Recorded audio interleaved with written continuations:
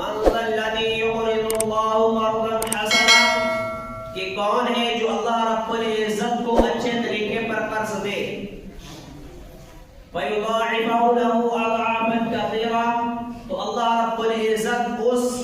مال کو دینے والے کے لیے بڑھاتا رہے یہاں تک کہ وہ بہت زیادہ ہو جائے۔ وَاللَّهُ يَقْبِضُ وَيَبْسُطُ، اور پھر اللہ رب العزت نے ارشاد فرما دیا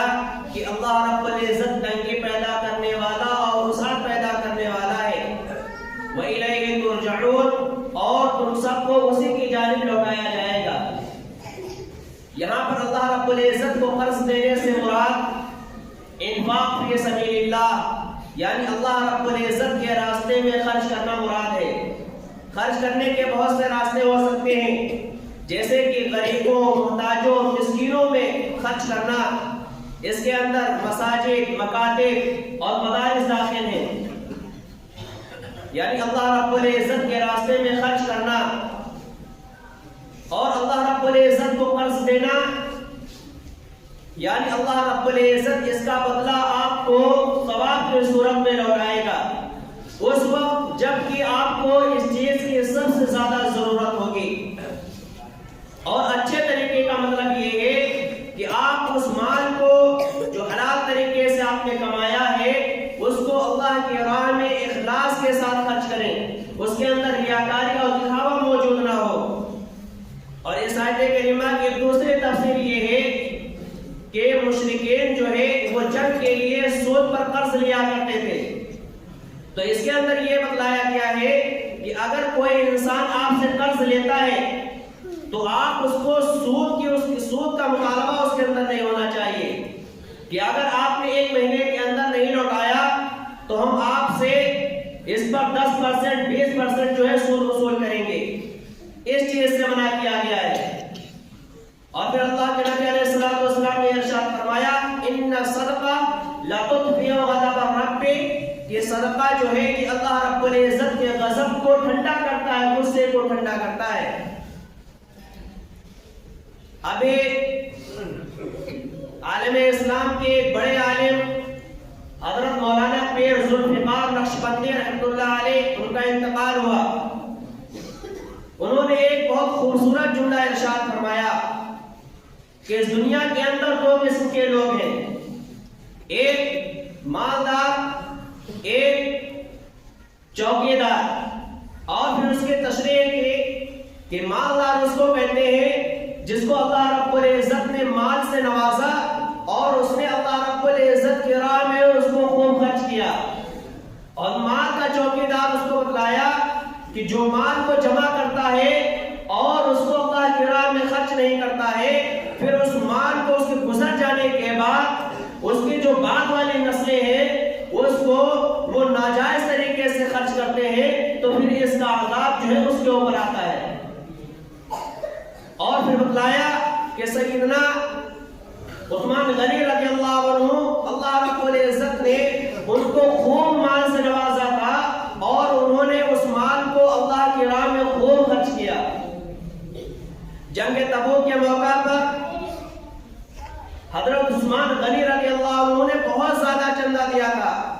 اور اتنا زیادہ دیا تھا کہ کسی اور نے اس سے زیادہ نہیں دیا۔ اس وقت مسلمان بہت زیادہ پریشان حالی میں تھے،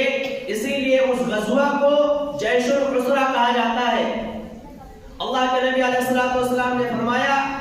کہ جو شخص اس لشکر کا انتظام کر دے اللہ رب العزت اسے جنت عطا فرمائے گا۔ حضرت عثمان غنی رضی اللہ عنہ کھڑے ہوئے اور کہا کہ اے اللہ کے رسول صلی اللہ علیہ وسلم، میں 100 اونٹ ماساز و سامان دینے کا وعدہ کرتا ہوں۔ آپ صلی اللہ علیہ وسلم نے دوبارہ ابھارا تو 200 اونٹ کا وعدہ فرمایا۔ جب آپ صلی اللہ علیہ وسلم نے تیسرے مرتبہ ترغیب دے تو 300 اونٹ ماساز و سامان دینے کا وعدہ کیا۔ پھر جب آپ صلی اللہ علیہ وسلم نے چوتھے مرتبہ رغبت دلائی تو سیدنا عثمان غنی رضی اللہ عنہ کھڑے ہوئے، گھر کو گئے اور 1000 اشرفیاں لا کر حضور اکرم صلی اللہ علیہ وسلم کے دامن مبارک میں ڈال دی۔ آپ صلی اللہ علیہ وسلم حضرت عثمان غنی رضی اللہ عنہ سے اتنا زیادہ خوش ہوئے کہ اشرفیاں ایک ہاتھ سے دوسرے ہاتھ پر ڈالتے اور یہ فرماتے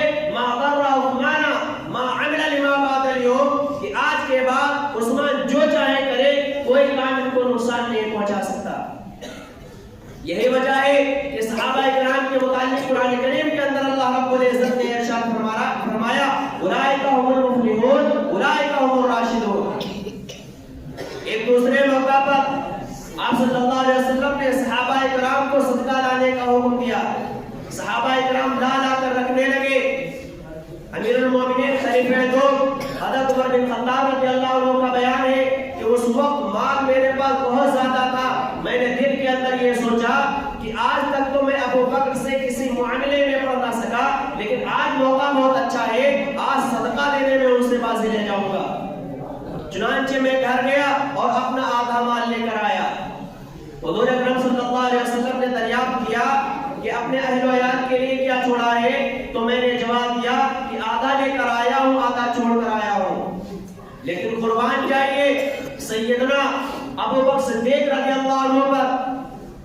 جب ان کے بارے آئے تو وہ اپنے گھر کا سارا سامان لے کر آ گئے۔ رسول اللہ صلی اللہ علیہ وسلم نے ان سے دریافت کیا کہ اے ابو بکر اپنے اہل و عیال کے لیے کیا چھوڑا ہے؟ تو انہوں نے جواب دیا کہ اللہ کے رسول صلی اللہ علیہ وسلم میں اپنے گھر کا سارا سامان لے کر آ گیا ہوں اور گھر والوں کے لیے اللہ اور اس کے رسول کو چھوڑ کر آیا ہوں۔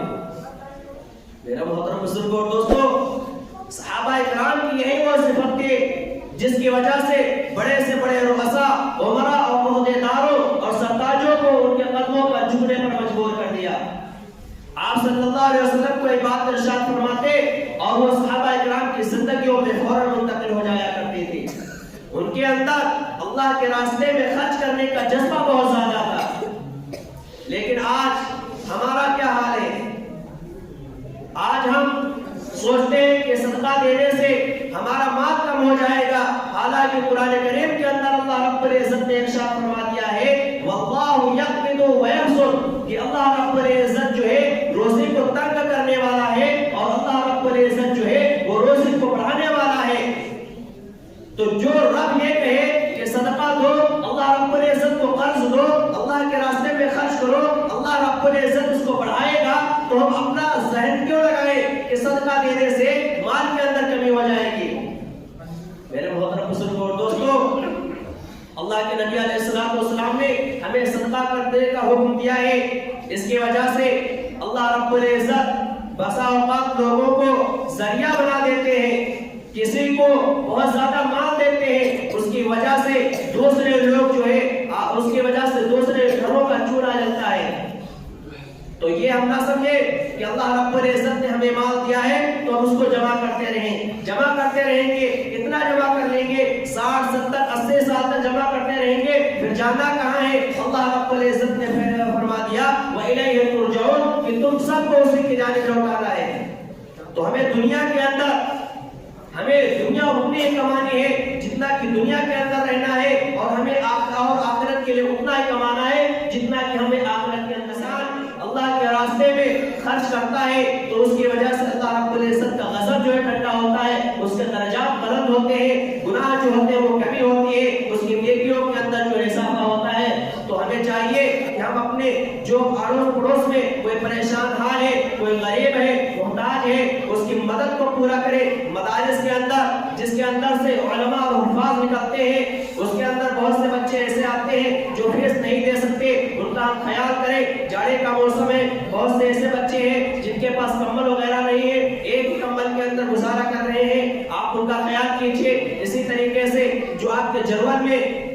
جو مساجد ہے، مساجد کی بہت ساری ضروریات ہوا کرتی ہیں، ان ضروریات کا بھی آپ خیال رکھیں۔ مکاتب جو ہے، مکاتب کا بھی خیال کریں، ان کے اندر چھوٹے چھوٹے بچے پڑھتے ہیں، ان کے ذہن کے اندر قال اللہ